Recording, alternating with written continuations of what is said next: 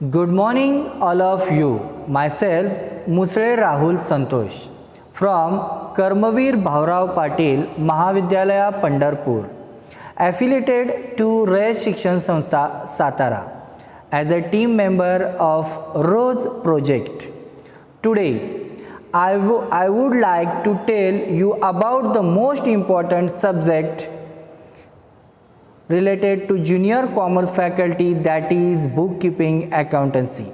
So let's move towards our topic, analysis of financial statement. In this topic we will learn the information about the following points. First, meaning.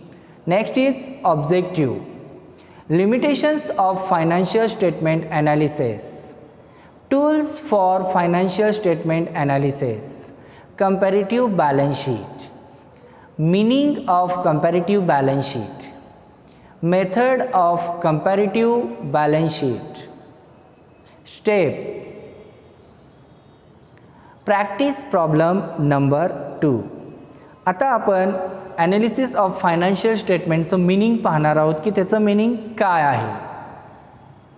So meaning, the financial statement are those which are prepared periodically, generally at the end of financial year.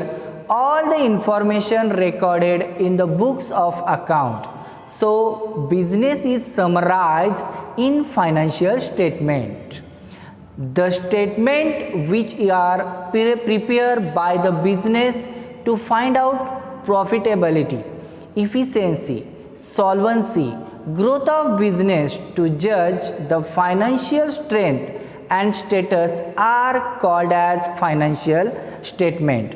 मित्रांनो, आपल्याला financial statement हे actually नियमितपणे तयार करावीच लागतात. सर्वसामान्यतः आपण व्यवहाराची संपूर्ण माहिती आणि त्याची संपूर्ण माहिती आर्थिक वर्षाच्या शेवटी ज्या बुक्समध्ये लिहून त्याचं व्यवस्थित विवरण तयार करतो ना, त्याला ॲक्च्युली आपण ॲनालिसिस म्हणतो, म्हणजेच ॲनालिसिस ऑफ फायनान्शियल स्टेटमेंट असं म्हणतो. म्हणजेच बघा, व्यावसायिकाकडून व्यवसायाची नफ्याची क्षमता, शोधन क्षमता, प्रगतीचा अंदाज बांधण्यासाठी आणि वित्तीय शक्ती व त्यांचा स्तर शोधण्यासाठी जे ॲनालिसिस केलं जातं त्यालाच आपण खऱ्या अर्थाने फायनान्शियल स्टेटमेंट असं म्हणतो. Objective of financial statement. First, to help in planning. मित्रांनो, आपल्याला हे जे फायनान्शियल स्टेटमेंट करण्यापाठीमागचं जे मेन उद्देश असतं याच्यामध्ये नियोजन करण्यासाठी अतिशय याची मदत होते. Second, to assist in estimating the earning of business. म्हणजे व्यवसायाला उत्पन्नाचा अंदाज लावण्यासाठी या स्टेटमेंटचा किंवा ॲनालिसिसचा आपल्याला यूज होताना दिसून येते. Next, to assist in investment making decision. गुंतवणुकीबाबतसुद्धा आपल्याला निर्णय घेण्यासाठी उपयुक्त असते किंवा सहाय्य करत असते. To help management making decision. व्यवस्थापनाला आपल्या व्यवसायाची कार्यक्षमता वाढवण्यास मदत होते. नेक्स्ट, वित्तीय विवरणामुळे आर्थिक संसाधनाची माहिती प्रदान होते. म्हणजेच to provide financial information about economic resource. So next, to provide information about change in the net resources arising out of business activities. याचाच अर्थ असा आहे की आपल्याला प्रत्येक वेळेस महत्त्वाची माहिती पुरवण्यासाठी या ॲनालिसिसमध्ये काय बदल करायचे आहेत, म्हणजे व्यावसायिक कृतीशिवाय निव्वळ बदल जर आपल्या करण्यासाठी ही माहिती पुरवावीच लागते.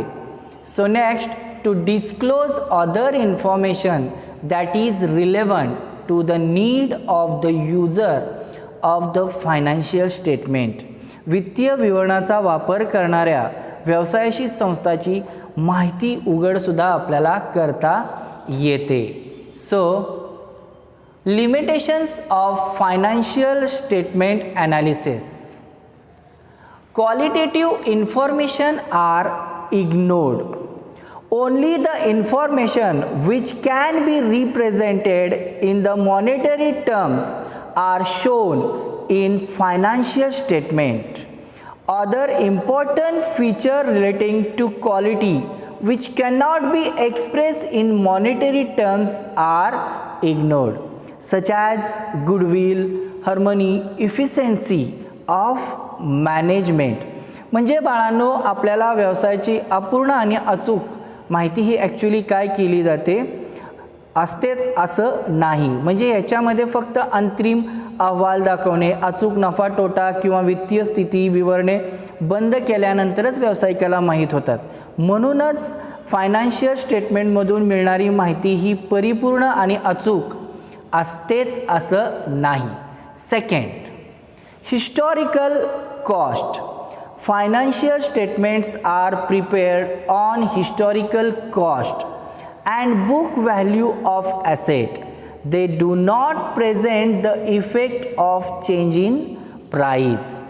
आता ह्या फायनान्शियल स्टेटमेंटमध्ये ऐतिहासिक माहिती जी आहे ही पुरवली गेलेली ही माहिती ऐतिहासिक स्वरूपाची असते, कारण ही माहिती ऐतिहासिक किमती आणि संपत्तीच्या पुस्तकी मूल्याच्या आधारावर तयार केलेली असते. म्हणून ही माहिती किंमत पातळीत झालेले बदल लक्षात घेत नाहीत, हे लक्षात ठेवा. So third, based on accounting concept and conventions. Financial statements are prepared on the basis of certain accounting concepts and conventions. This means that these statements are far away from reality and their analysis cannot be of much use. Next, fourth, influenced by personal judgment. Financial statements and conclusions are affected by personal decision.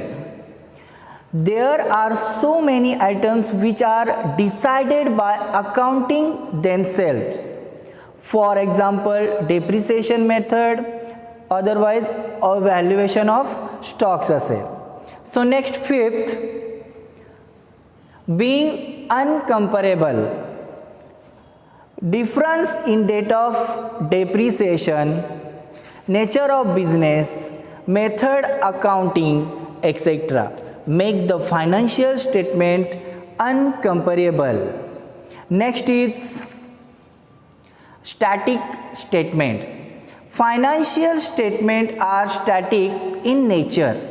They represented absolute figures. They do not present the process by which the figure of arrives. म्हणजे याच्यामध्ये आपण म्हणू शकतो की financial स्टेटमेंटचं जे स्वरूप असतं हे अतिशय स्थिर असतं. याच्यामध्ये व्यवसायाची परिपूर्णता दर्शवतात.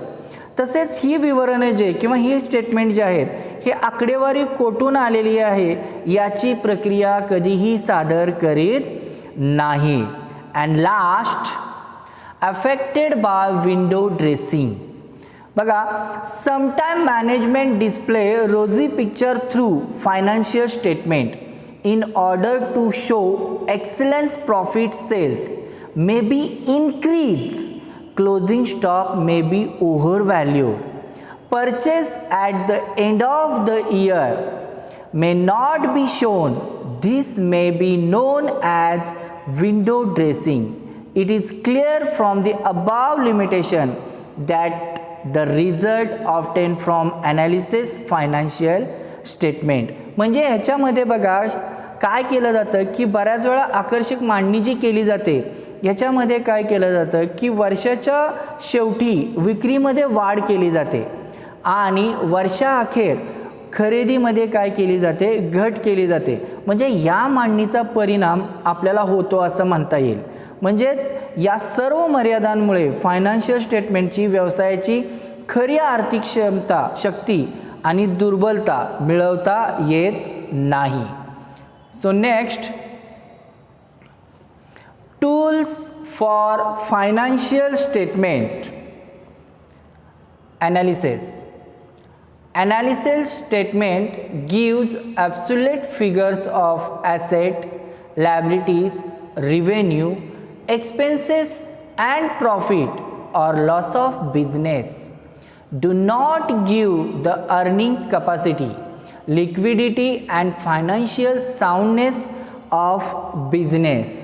म्हणजे आपल्याला टूल्स फॉर फायनान्शियल स्टेटमेंटमध्ये आपण असं म्हणू शकतो की याच्यामध्ये असणारी संपत्ती असेल, महसुली खर्च असेल, नफा असेल, तोटा असेल यांचे आकडे देतात, परंतु व्यवसायाची नफा कमवण्याची क्षमता असेल किंवा तरलता असेल हे दिसून येण्यास आपल्याला मर्यादा पडतात असं ह्याच्यामध्ये दिसून येत आहे. द मेन टूल्स और techniques of financial analysis are follows. First is comparative financial statement, second is common size statement and third is cash flow analysis. बाळांनो आपल्याला ह्या टूल्समध्ये कंपॅरेटिव्ह फायनान्शियल स्टेटमेंटसुद्धा पाहायचं आहे, कॉमन साईज स्टेटमेंट काय हे सुद्धा पाहायचं होतं आणि कॅश फ्लो ॲनालिसिससुद्धा हे सुद्धा पाहणार आहोत, जे वेगवेगळ्या लेक्चर्समध्ये तुम्हाला टीच केलं जाईल, शिकवलं जाईल. आता आपण काय पाहणार आहोत, तर आता आपण कंपॅरेटिव्ह फायनान्शियल स्टेटमेंट म्हणजे काय हे बघणार आहोत. Statement showing financial data for 2 or more than 2 years placed side by side to facilitate comparison are called comparative financial statement. Method of comparative financial statement. First is comparative balance sheet and second is comparative income statement. आपण या मेथडमध्ये comparative balance sheet काय आहे काय नाही हे बघणार आहोत. म्हणून मूळतःच आपण जे बघणार होतो मगाशी पण आपण पाहिलेलं होतं की कंपॅरेटिव्ह फायनान्शियल स्टेटमेंटमध्ये आपण 2 मेथड पाहिल्या, एक first comparative balance sheet and second comparative income statement. आता आपण पाहतोय comparative balance sheet. Comparative balance sheet adds on 2 or more different dates can be used for comparing asset and liabilities and finding out any increase or decrease in those item. म्हणजे ज्या विवरणामध्ये 2 किंवा 2 पेक्षा अधिक तारखांची म्हणतो, म्हणजे गेल्या वर्षीचं असेल आणि या वर्षाचं असेल, अधिक तारखांची संपत्ती आणि देयता म्हणजे ॲसेट आणि लायबिलिटी त्यांच्या मूल्यात होणारी वाढ किंवा जी घट असते अशा विवरणाला खऱ्या अर्थाने आपण तुलनात्मक ताळेबंद असे म्हटले तरी चालते. अकॉर्डिंग टू फॉल्क ते काय म्हणतात बघा, comparative balance sheet is the study of the trend of the same items and compared item in 2 or more balance sheet of same business enterprise of different date. ते काय म्हणतात की असं एक विवरण आहे की एकाच व्यवसाय संस्थेमध्ये 2 वेगवेगळ्या वर्षांचे ताळेबंद की ज्यामध्ये ॲसेट आणि लायबिलिटींच्या अमाऊंटची तुलना केली जाते, अशा विवरणाला खऱ्या अर्थाने आपल्याला कंपॅरेटिव्ह बॅलन्स शीट असं म्हटलं जातं. Method of preparing comparative balance sheet. Comparative balance sheet is prepared by comparing the individual items of asset and liabilities and finding out absolute and percentage increase or decrease in them. म्हणजे ह्याच्यामध्ये आपल्याला त्यांनी सांगितलेलंच आहे बघा की मी मगाशीच सांगितलेलं की ह्याच्यामध्ये आपल्याला ॲसेट आणि लायबिलिटीज ह्याच्यामध्ये एकतर इन्क्रीज आणि डिक्रीज होत असताना ॲब्सोल्यूट आणि पर्सेंटेज चेंजद्वारा आपल्याला याच्यामध्ये दाखवलेलं आहे. So next following steps have to be taken prepare the comparative balance sheet. Comparative balance sheet तयार करत असताना काही स्टेप्स आहेत ज्या आपल्याला पाहाव्या लागतात आणि कंपॅरेटिव्ह बॅलन्स शीट तयार करत असताना आपल्याला स्टेप म्हणजेच काही पायऱ्या बघाव्या लागतात. त्याच्यामध्ये step first, enter the details of asset and liabilities in the first columns. म्हणजे याच्यामध्ये पहिल्या कॉलममध्ये आपल्याला जी लायबिलिटी असेल, ॲसेट असेल याची संपूर्ण रक्कम आपल्याला घ्यावी लागते, बघावी लागते. Second step second, enter the amount of previous year balance sheet in second column. मगाशीच सांगितलेलं होतं की बॅलन्स शीट जे आहे हे 2 वर्षाचं दिलेलं असतं. याच्यामध्ये एक प्रिव्हियस इयर असतं आणि एक करंट इयर असतं. म्हणजे दुसऱ्या कॉलममध्ये आपण जे प्रिव्हियस इयर असेल त्या प्रिव्हियस इयरच्या ज्या बॅलन्स शीटच्या अमाऊंट्स आहेत त्या अमाऊंट आपण काय करणार सेकंड कॉलममध्ये घेणार आहोत. Step 3, record the amount of current year balance sheet in third column. मगाशी सांगितल्याप्रमाणे तिसऱ्या कॉलममध्ये आपण काय करणार आहोत, या करंट इयरचे ज्या बॅलन्स आहेत ते थर्ड कॉलममध्ये आपण घेणार आहोत. Next step 4, record the absolute change. बाळांनो, बऱ्याच वेळा आपल्याला करंट इयर आणि प्रिव्हियस इयरचं बॅलन्स शीट दिलेलं असतं आणि ते आपण आहे तसं दुसऱ्या आणि तिसऱ्यामध्ये उतरवून काढतो. परंतु ॲब्सोल्यूट चेंज आहे हिथून खऱ्या अर्थाने आपला प्रॉब्लेम चालू होतो. आणि ॲब्सोल्यूट चेंज करत असताना आपल्याला काय करावं लागतं, करंट इयरमधून प्रिव्हियस इयरचा जो बॅलन्स आहे तो मायनस केल्यानंतर जी रक्कम येते ती रक्कम आपल्याला स्टेप 4 म्हणजे चौथ्या कॉलममध्ये आपल्याला काय करून घ्यावी लागते, नोट डाऊन करावी लागते. आणि नेक्स्ट त्याचाच फॉर्म्युला सांगितला आहे बघा, formula for absolute change is equal to current year minus previous year. म्हणजे चौथ्या स्टेप्समध्ये आपण या फॉर्म्युल्याचा वापर करू शकतो. करंट इयरमधून प्रिव्हियस इयर मायनस करून जी अमाऊंट येईल ती चौथ्या कॉलममध्ये आपल्याला दाखवावी लागते. Step 5, record the percentage change. बाळांनो, खऱ्या अर्थाने इथे आपल्याला भरपूर अभ्यास करावा लागतो. व्यवस्थितरित्या त्याचा जो फॉर्म्युला दिलेला आहे त्या फॉर्म्युलाचा अभ्यास करून व्यवस्थित आकडेमोड करावी लागते. म्हणजेच expressing absolute change in percentage of figures of previous year in 5th column. म्हणजे त्यांनी काय सांगितलं आहे, ॲब्सोल्यूट चेंजची जी अमाऊंट आलेली आहे ते absolute change divide by previous year. म्हणजे ॲब्सोल्यूट चेंज त्याला डिवाइड काय करायचं, प्रिव्हियस इयरची जी अमाऊंट आहे ती घ्यायची इंटू 100. म्हणजे अशा प्रकारे आपल्याला जे काही अमाऊंट येईल पर्सेंटेजमध्ये ती पर्सेंटेजमधली जी अमाऊंट आलेली आहे ती अमाऊंट आपल्याला 5th कॉलममध्ये दाखवून घ्यावी लागेल. म्हणजे अशा पद्धतीने हा आपला फॉर्म्युला आहे आणि अशा पद्धतीने आपल्याला बॅलन्स शीट ज्यावेळेस तयार करत असतो त्यावेळेस बॅलन्स शीट ह्या अशा पद्धतीने आपल्याला करावे लागतं. आता आपण प्रॉब्लेम्स पाहूया म्हणजे तुमच्या थोडक्यात लक्षात येईल. From the following balance sheet of Alpa limited prepare a comparative balance sheet as on 31st March 2018 and 31st March 2019. मगाशीच सांगितलेलं बघा, त्या पद्धतीने आपल्याला कम्पेअर करायचं आणि त्याच्यावरून पुढं आपल्याला प्राईस काढायचं ॲब्सोल्यूट चेंज आणि पर्सेंटेज चेंजमध्ये. त्याच्यामध्ये बघा बॅलन्स शीट आहे as on 31st March 2018 and 31st March 2019. हा आपल्याला प्रॉब्लेम दिलेला आहे त्यांनी. Liability 31st March 2018, 31st March 2019 means 2018 is previous year and 2019 is a current year. Asset 31st March 2018, 31st March 2019. हा प्रॉब्लेम दिलेला आहे. आपण हा प्रॉब्लेम वाचूया. इक्विटी शेअर्स कॅपिटल आहे, प्रेफरन्स शेअर्स आहे 12% preference shares, reserve surplus 15% debentures, creditors, bills payable, provision for taxation, land, building, plant and machinery, stock, debtors and bank. आता याच्यामध्ये आपल्याला काही घटक माहिती असणं गरजेचं आहे. याच्यामध्ये आपल्याला ओनर्स फंड किंवा शेअर होल्डर फंड जो आहे तो माहिती असला पाहिजे.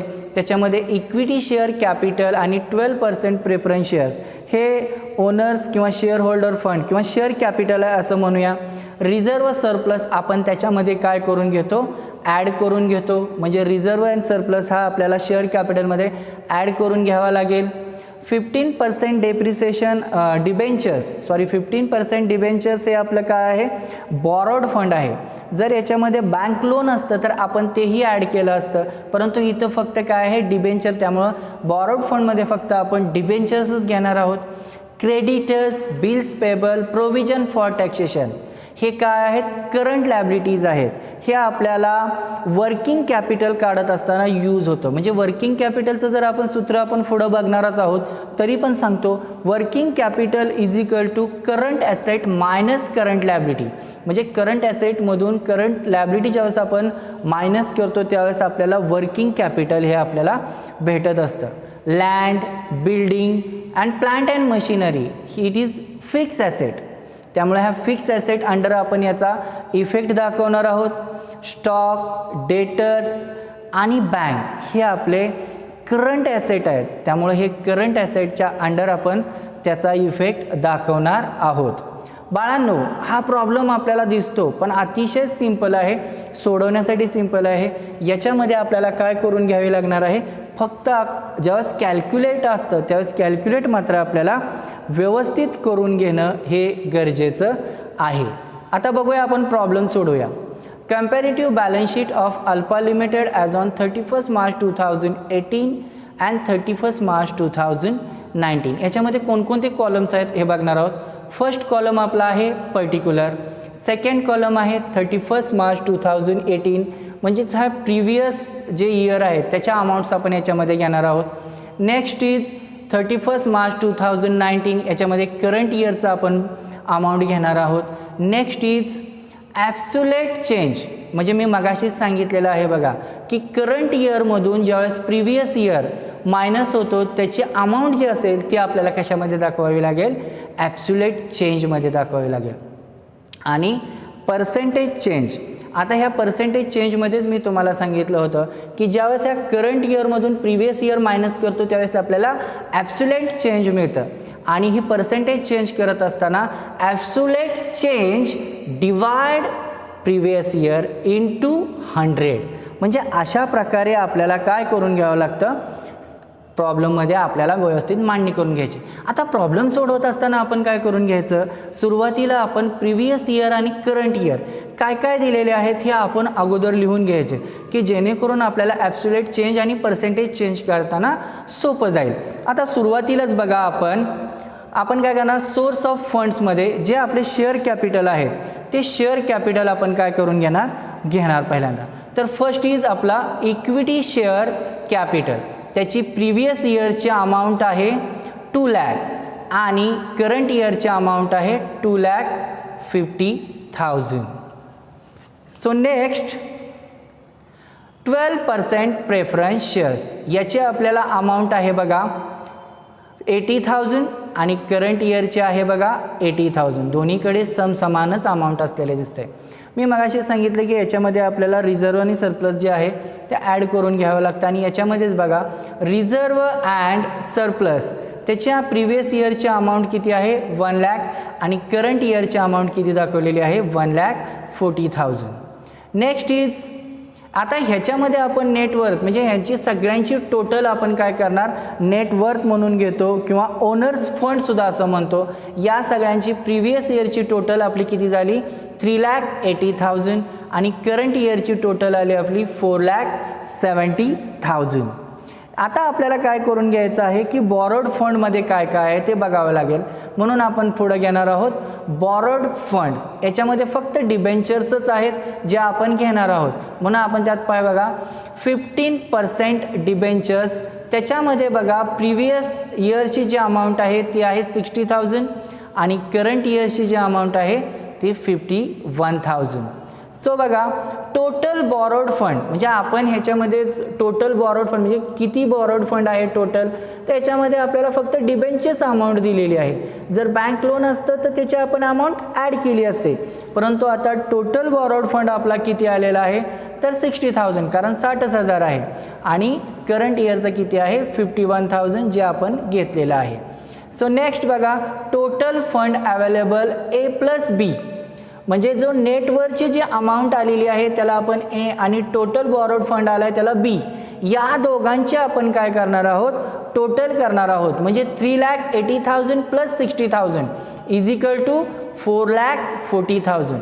4,70,000 प्लस 51,000 इज इक्वल टू 5,21,000. म्हणजे 3,80,000 आणि 60,000 याची टोटल केल्यानंतर किती आली 4,40,000, 4,70,000 आणि 51,000 याची टोटल केल्यानंतर आपल्याला 5,21,000 जी काय आलेली आहे टोटल फंड्स अवेलेबल याची आपल्याला अमाऊंट आलेली आहे.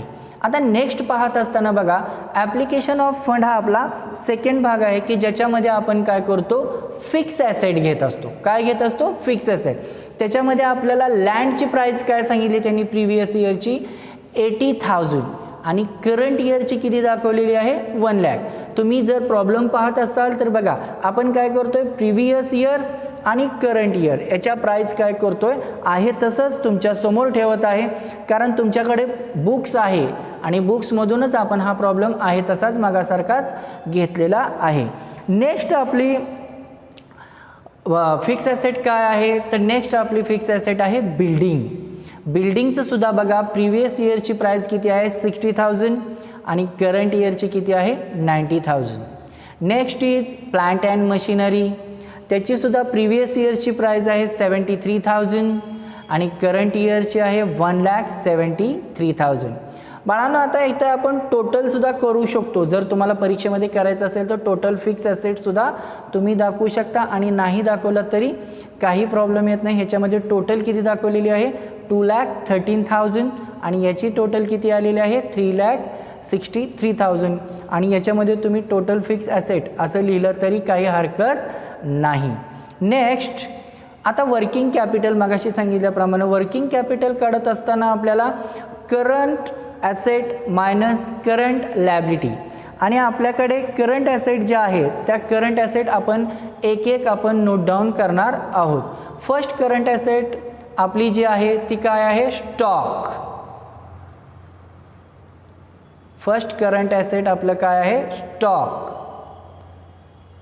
स्टॉकची प्राईज आहे 1,50,000 अँड करंट इयरची आहे 1,10,000. Next is debtors. याची आपल्याला प्रिव्हियस इयरची प्राईज आहे 1,28,000 करंट इयर आहे 1,40,000. नेक्स्ट आहे बँक. बँकची आपली प्रिव्हियस प्राईज आहे 34,000 करंट इयरची आहे 37,000. आता हे झालेलं आहे करंट ॲसेट. याच्यातून आपल्याला करंट लॅबिलिटीज ही काय करून घ्यावी लागते मायनस करून घ्यावी लागते. आता करंट लॅबिलिटीजमध्ये मगाशीच पाहिलेलं होतं आपण क्रेडिटर्स आहे बिल्स पेबल आहे प्रोव्हिजन फॉर टॅक्सेशन आहेत. हे जे काही घटक आहेत ते आपण 1 बाय 1 घेणार आहोत. याच्यामध्ये पहिला घटक जो आहे तो आपण काय घेणार आहोत क्रेडिटर्स. क्रेडिटर्सची सुद्धा बघा प्रिव्हियस इयरची आहे 50,000 आणि करंट इयरची आहे 80,000. त्याच पद्धतीने bills payable previous year 10,000 current year 6,000. Provision for taxation previous year 25,000 current year 43,000. आता याच्यामध्ये आपल्याला बघा वर्किंग कॅपिटल हे काढत असताना current asset minus current liability हे बघावं लागतं. जर आपण करंट ॲसेटची जर आपण टोटल पाहिली तर 1,50,000 1,28,000 34,000 याची टोटल आहे 3,12,000 आणि करंट लॅबिलिटीची टोटल आहे ती 85,000. म्हणजे ह्याचं जर आपण पाहिलं तर ॲक्च्युली 2,27,000 असं आपल्याला टॉपिकमध्ये दिसून येते. म्हणजेच करंट लॅबिलिटी आपण काढत असताना वर्किंग कॅपिटल काढत असताना current asset minus current liability आणि प्रिव्हियस इयरची आपली टोटल येते 2,27,000 आणि करंट इयरची येते 1,58,000. म्हणजे याच्यामध्ये तुमच्या लक्षात आलं असेल बघा की वर्किंग कॅपिटलमधून आपण कॅपिटल काढत असताना करंट ॲसेटच्या प्राईजमधून आपण करंट लॅबिलिटीची प्राईज काय केलेली आहे लेस केलेली आहे. आणि यानंतर बाळांनो जे मेन आहे ते टोटल फंड्स ॲप्लायड A+B जो काही घटक असेल तो आपल्याला ॲप्लायड करत असताना किती अमाऊंट आलेली आहे ते बघायचं आहे. म्हणजेच आपल्याला याची अमाऊंट बघा 2,13,000 अधिक 2,27,000 बरोबर आपण किती केलेली आहे 4,40,000 ही आपली अमाऊंट आलेली आहे. आणि त्याच पद्धतीने नेक्स्ट करंट इयरचं सुद्धा किती दिले आहे 5,21,000 म्हणजेच 3,63,000 अधिक 1,58,000 बरोबर आपली 5,21,000 ही अमाऊंट आलेली आहे. आता बाळांनो आपल्याला मेन जे काय करायचं आहे ते ॲब्सोल्यूट चेंज आणि पर्सेंटेज चेंज. मगाशी सांगितलं की ॲब्सोल्यूट चेंजमध्ये करत असताना काय करायचं, करंट इयरमधून प्रिव्हियस इयर हे मायनस करत जायचं. अतिशय सोपं आहे. आता बघा इक्विटी शेअर्स कॅपिटलमध्ये आपल्याला करंट इयर किती दिसत आहेत 2,50,000 आणि आपल्याला प्रिव्हियस इयर किती मायनस करायचे आहेत 2 लाख. म्हणजे 2 लाखामधून 2,50,000तून 2 लाख वजा केले, ॲब्सोल्यूट चेंज किती आले आपले 50,000. राईट बाळांनो, इथे 80,000 आणि 80,000 याच्यातून काहीही मायनस होत नाहीत, त्यामुळं आपल्याला पुढं डॅश हा दाखवलेला आहे. यानंतर आपल्याला रिझर्व्ह सरप्लसमध्ये सुद्धा बघा करंट इयरमधून प्रिव्हियस इयर लेस करायचं म्हणजे 1,40,000 मायनस 1 लाख किती येणार आपले 40,000 येणार. बरोबर आहे, किती आले 40,000 हे आपले आलेले आहेत. त्याच पद्धतीने आपण करंट इयरमधून प्रिव्हियस इयर हे आपण लेस करत जाऊया. आता पुढं आपण थोडंसं स्पीड जाऊया. 4,70,000 मायनस 3,80,000 अमाऊंट आपली किती आली 90,000 ही आपली अमाऊंट आलेली आहे. किती अमाऊंट येते आपली 90,000. आता इथे बघा मात्र 51,000 मायनस 60,000. आता इथे छोट्या अमाऊंटमधून मोठी अमाऊंट मायनस होणार नाही, त्यामुळे आपल्याला अमाऊंट दाखवताना मायनस दाखवायची. परंतु इथे मी काय केलेलं आहे एक स्पेसिफिक कंस दाखवलेला आहे, ब्रॅकेट दाखवलेला आहे. ह्या ब्रॅकेटमध्ये आपण अमाऊंट घ्यायची. म्हणजेच किती अमाऊंट येणार आपली 9,000. ही मायनस 9,000 आहे म्हणून ब्रॅकेटमध्ये आपण घेतलेली आहे 9,000. जी 9,000 म्हणून घेतो आपण ब्रॅकेटमध्ये. का घेतो तर ही मायनस अमाऊंट आहे म्हणून. आता त्याच पद्धतीने टोटल बॉरोड फंडचं सुद्धा सेम तेच येणार आहे. त्याच पद्धतीने मायनस 9,000 परत एकदा ब्रॅकेटमध्येच अमाऊंट आलेली आहे 51,000 मायनस 60,000. अशाच पद्धतीने बाळांनो आपण आता खाली सुद्धा जाणार आहे. 5,21,000 वजा 4,40,000 अमाऊंट किती येणार बाळांनो 81,000. ओके, म्हणजे आता आपलं टोटल फंड्स अवेलेबल जर पाहिलं तर 5,21,000 minus 4,40,000 is equal to absolute changes किती आले आपले 81,000. अतिशय सिंपल आहे बघा, तुम्हाला सहजरित्या समजण्यासारखा भाग आहे. करंट ॲसेटमधून आपण काय करंट इयरच्या प्राईजमधून आपण काय केलेलं आहे प्रिव्हियस इयरची प्राईज मायनस केली. त्यामुळं प्रॉब्लेम हा परीक्षेला खूप सिंपल आहे. फक्त व्यवस्थित लिहिला की काही अवघड जाणार नाही. आता ॲप्लिकेशन फंडचं सुद्धा बघणार आहोत. फिक्स ॲसेटमध्ये लँडची प्राईज आपण पाहत असताना 1 लाख मायनस 80,000 अमाऊंट किती आली आपली 20,000. 90,000 मायनस 60,000 अमाऊंट किती आली आपली 30,000. 1,73,000 मायनस 73,000 आपली अमाऊंट किती आली 1 लाख. अशाच पद्धतीने खाली सुद्धा 3,63,000 मायनस 2,30,000 आपली अमाऊंट किती येणार 1,50,000. त्याच पद्धतीने आता आपल्याला अजूनही खाली जायचं आहे. 1,10,000 मायनस 1,50,000 मागासारखंच झालं आहे बघा. छोट्या अमाऊंटमधून मोठी अमाऊंट मायनस करायची म्हणजे आपण इथे काय करून घ्यायचा कंस करून घ्यायचा. सेम त्याच पद्धतीने आपली अमाऊंट किती आली आहे कंसात 40,000 म्हणजे ते मायनस 40,000 आहेत असा त्याचा अर्थ होतो. नेक्स्ट 1,40,000 मायनस 1,28,000 अमाऊंट किती आपली 12,000 आली. 37,000 मायनस 34,000 अमाऊंट किती येणार आपली 3,000.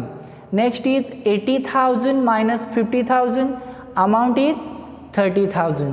नेक्स्ट इज 6,000 मायनस 10,000 अगेन छोटी अमाऊंट आलेली आहे, त्याच्यातून मोठी अमाऊंट म्हणजे परत कंस म्हणजे आपल्याला परत कंसामध्ये किती येणार 4,000 म्हणजे हे मायनस आहे.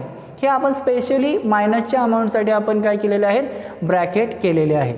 प्रोव्हिजन फॉर टॅक्सेशन याच्यामध्ये सुद्धा 43,000 मायनस 25,000 म्हणजेच इथं सुद्धा आपली अमाऊंट किती आलेली आहे 18,000 ही अमाऊंट आलेली आहे. वर्किंग कॅपिटलची अमाऊंटसुद्धा बघा आता इथे परत छोटी आणि मोठी हा दिसून येतो आहे. 1,58,000 मधून 2,27,000 मायनस होत नाहीत, परंतु जी अमाऊंट येणार आहे ती आपण कशामध्ये दाखवणार बाळांनो ब्रॅकेटमध्ये. कारण हे सोपं जातं, निगेटिव्ह असल्यामुळं आपण ते कशात दाखवायचं ब्रॅकेटमध्ये. आणि ब्रॅकेटमध्ये आपले किती आले 69,000.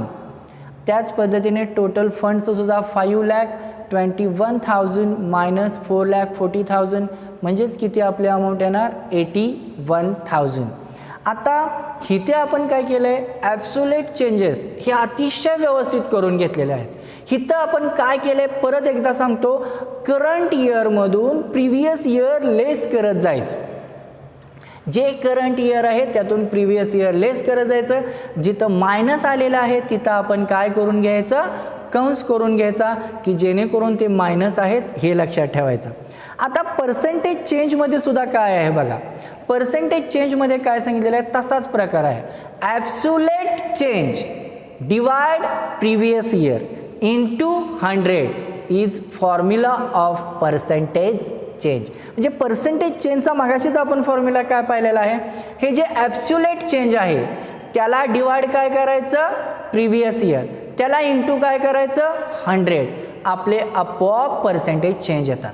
याच्यामध्ये आणखी एक लक्षात काय ठेवायचं, जर ते मायनस असतील ॲब्सोल्यूट चेंजमध्ये जर मायनस दाखवला असेल तर पर्सेंटेज चेंजमध्ये सुद्धा तुम्ही काय करायचं मायनसच दाखवायचं. म्हणजेच थोडक्यात ते कंसातच दाखवून घ्यायचे की जेणेकरून आपल्याला सिंपलरित्या जाईल. आता आपण पहिलं लक्षात घेऊया, इक्विटी शेअर कॅपिटलचं ॲब्सोल्यूट चेंज किती आहे 50,000, प्रिव्हियस इयर किती आहे 2 लाख, म्हणजे 50,000 डिवाइड 2 लाख इंटू 100 आपले पर्सेंटेज किती येतील 25%. म्हणजे इथं मी काय केलं 50,000 भागिले 2 लाख गुणिले 100. बाळांनो इथं कॅल्क्युलेशन हे अतिशय महत्त्वाचं आहे आणि इथे आपण फक्त कॅल्क्युलेशन करत असताना काळजी घ्यायची. परत एकदा सांगतो, पर्सेंटेज चेंज करत असताना absolute change divide by previous year into 100. Absolute चेंजचे अमाऊंट किती आहे 50,000 डिवाइड 2 लाख इंटू 100. अशाच पद्धतीने आपल्याला पुढे प्रॉब्लेम हा सोडवत जायचा आहे. 12% प्रेफरन्स शेअरच्या बाबतीत ॲब्सोल्यूट चेंज नाही, त्यामुळं आहे तसाच डॅश आपल्याला पुढं आलेला आहे. नेक्स्ट रिझर्व्ह अँड सरप्लसच्या बाबतीत सुद्धा बघा 40,000 डिवाइड बाय 1 लाख इंटू 100 आपले पर्सेंटेज आलेले आहेत 40%. तसाच प्रकार बघा 90,000 डिवाइड 3,80,000 इंटू 100 आपले पर्सेंटेज चेंजमध्ये आलेले आहेत 23.68%. बॉरोड फंडमध्ये सुद्धा डिबेंचर्स करत असताना 9,000 हे कंसात दिलेले आहेत बघा, 9,000 डिवाइड 60,000, 9,000 डिवाइड 60,000 इंटू 100 आपले पर्सेंटेज किती आलेले आहे 15%. परंतु ते बाळांनो आपण कंसात दाखवलेत म्हणजेच ते -15% आहेत. त्याच पद्धतीने खालीसुद्धा अगेन 15%च येणार आहेत, कारण 9,000 डिवाइड 60,000 इंटू 100 अगेन 15% तशाच पद्धतीने येणार आहेत. त्यामुळं आपण आता इथून पुढे थोडं फास्ट जाऊया, बघूया 81,000 डिवाइड 4,40,000 इंटू 100 पर्सेंटेज आलेले आहेत आपले 18.41%. अशाच पद्धतीने आपण प्रत्येकाचं बघणार आहोत. 20,000 डिवाइड 80,000 इंटू 100 पर्सेंटेज आपल्याला आले 25%. आता 30,000 डिवाइड 60,000 इंटू 100 पर्सेंटेज आहेत आपले 50,000. 1 लाख डिवाइड 73,000 इंटू 100 आपले पर्सेंटेज आलेले आहेत 137%. बघा परत एकदा व्यवस्थित करून बघा तुम्ही, 1 लाख भागिले 73,000, 1 लाख भागिले 73,000 गुणिले 100 बरोबर तुमचे 137% येणार आहेत. त्याच पद्धतीने 1,50,000 डिवाइड 2,13,000 आपले पर्सेंटेज आलेले आहेत 70.42%. आता नेक्स्ट बघा इथं परत कंसात दाखवलेले आहेत 40,000 मीन्स मायनस आहेत ते 40,000 डिवाइड 150 इंटू 100 आपले पर्सेंटेज आले 26.67%. आता हे सुद्धा काय आहेत कंसात आहेत, म्हणजेच आपले हे काय आहेत मायनसमध्ये दाखवलेले आहेत. नेक्स्ट इज 12,000 डिवाइड 1,28,000 पर्सेंटेज 9.375% हे आपल्याला आलेले आहेत. अगेन 3,000 डिवाइड 34,000 इंटू 100 आपले पर्सेंटेज आलेले आहेत 8.82%. नेक्स्ट इज 30,000 डिवाइड 50,000 इंटू 100 आपले पर्सेंटेज आलेले आहेत 60%. नेक्स्ट बघा परत कंसात आहेत म्हणजे आपल्याला परत ते कंसात घ्यावे लागतील. 4,000 डिवाइड 10,000 इंटू 100 आपले पर्सेंटेज आलेत 40% आलेले आहेत जे आपण कंसात घेतलेले आहेत कारण ते मायनसमध्ये आहेत.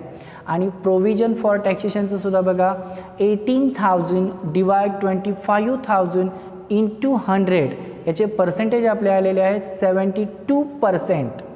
आणि आता वर्किंग कॅपिटलचं बघा current asset minus current liability करत असताना आपल्याला 69,000 हे मायनसमध्ये दिसत आहेत म्हणजे ब्रॅकेटमध्ये दिसत आहेत म्हणजे 69,000 डिवाइड 2,70,000 इंटू 100 आपले त्याचे पर्सेंटेज आलेले आहेत बघा 30.40% म्हणजे 30.40%.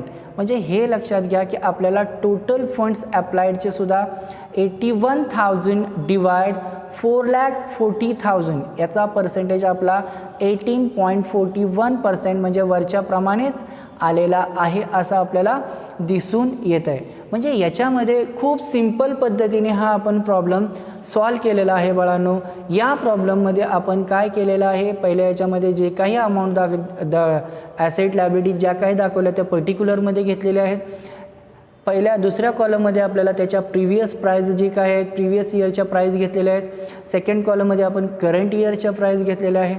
म्हणजे नेक्स्ट फोर्थ कॉलममध्ये ॲब्सोल्यूट चेंजमध्ये आपण काय केलेलं आहे current year minus previous year त्याची जी प्राईज येते ती घेतलेली आहे. आणि पर्सेंटेज चेंज करत असताना आपण काय केलेलं आहे absolute change divide previous year into 100 या पद्धतीने आपण प्राईज घेतलेल्या आहेत. या प्रॉब्लेममध्ये आपल्याला सगळ्यात महत्त्वाचं म्हणजे काय पर्सेंटेज चेंजमध्ये आपल्याला कॅल्क्युलेशन करत असताना व्यवस्थित शांतरित्या कॅल्क्युलेशन करणं गरजेचं आहे. आपण याचा अभ्यास व्यवस्थित कराल मला याची खात्री आहे. धन्यवाद. थँक्यू.